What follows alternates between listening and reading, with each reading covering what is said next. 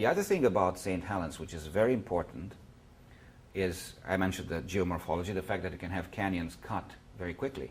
There's a number of canyons that were created by mud flows and even pyroclastic flows, and then it's the rivers that now flow through them. It's not the river that cut the canyon.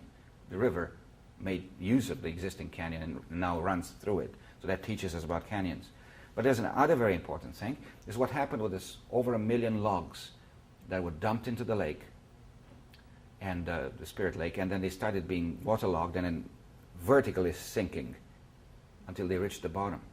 And the friction between the trunks, the tree trunks or the logs, has scraped away the bark, which fell to the bottom before the trees got there.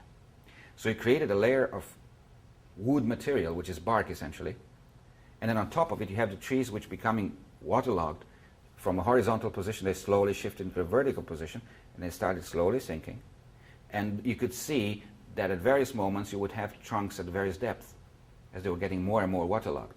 So they would eventually land vertically on top of the bark layer.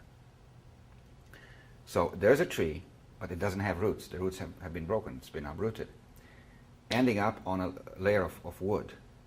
The wood would, the bark would essentially then later turn into coal, and then you have the tree going through the sediments that would fill in the lake.